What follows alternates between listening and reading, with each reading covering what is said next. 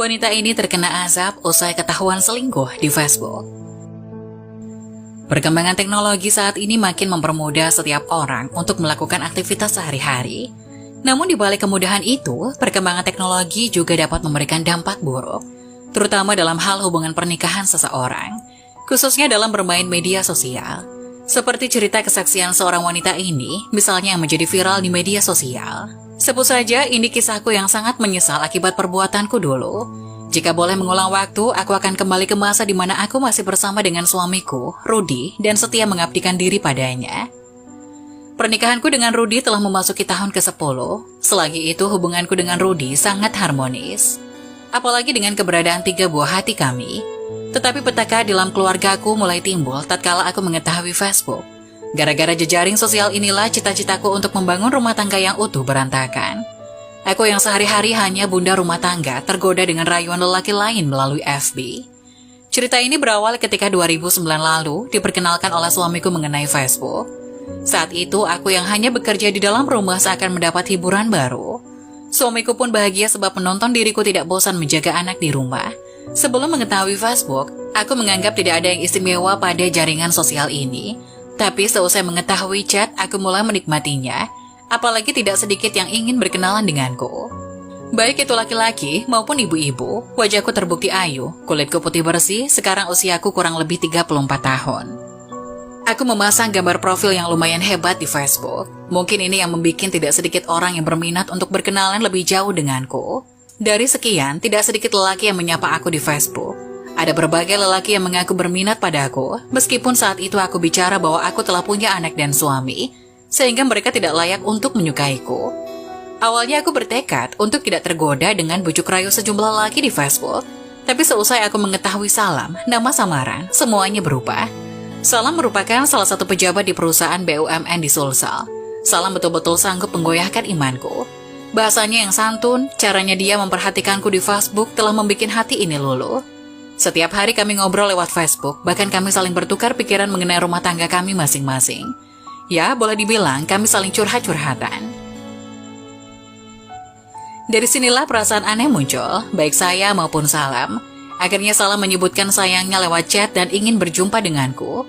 Aku yang sejak awal telah berminat dengan Salam tidak sanggup menolak, tapi aku tetap malu-malu menyebutkan suka padanya. Seusai sekian bulan hanya chat di Facebook, kami pun sepakat untuk berjumpa. Kami kemudian melakukan pertemuan di salah satu restoran di Bilangan Makassar bagian barat. Saat itu Salam datang seorang diri, sementara aku mengangkat anak bungsuku. Meskipun aku menyukainya, aku tidak ingin pertemuan kami memunculkan fitnah. Perasaanku deg-degan saat berjumpa dengan Salam, ia pun menyapaku dengan suara berat. Ada yang lain timbul di dalam hatiku. Di tempat itu Salam pun kembali menyebutkan keberminatannya kepadaku. Aku pun menyebutkan faktor yang sama. Pertemuan dengan Salam di restoran tersebut bukanlah faktor yang terbaru. Sejak pertemuan itu, kami pun tidak jarang janjian untuk berjumpa. Bahkan kadang, aku berjumpa dengan Salam seorang diri tanpa mengangkat anakku. Kebetulan di rumah aku mempunyai seorang pesuruh rumah tangga. Rupanya inilah awal dari keretakan rumah tanggaku dengan Rudy. Aku telah mulai jarang di rumah tanpa sepengetahuan Rudy.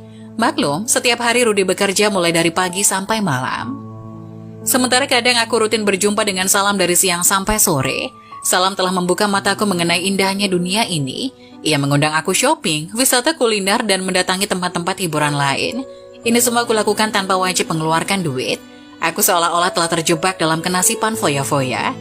Meskipun aku tidak jarang foya-foya dengan Salam, sikapku di rumah tetap semacam biasa.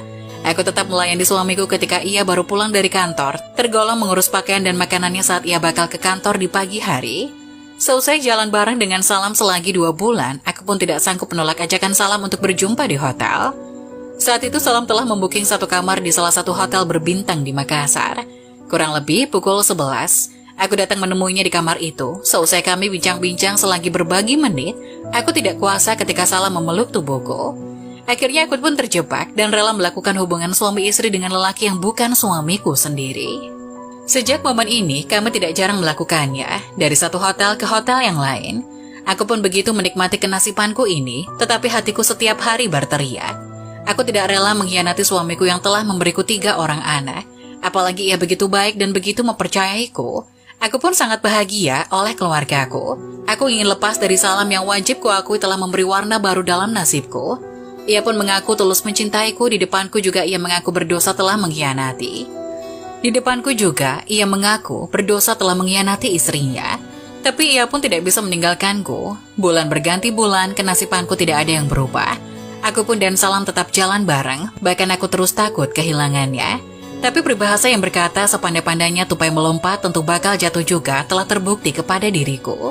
Sepandai-pandainya aku menyembunyikan hubunganku dengan Salam, akhirnya ketahuan juga oleh suamiku. Aku ketahuan selingkuh seusai suamiku membaca SMS Salam yang berisi kata-kata mesra. Ia pun memaksa aku untuk mengaku. Aku saat itu tidak bisa berbuat apa-apa. Apalagi suamiku langsung menghubungi nomor handphone Salam. Awalnya Salam membantah dan bicara bahwa ia dan diriku hanya berkawan.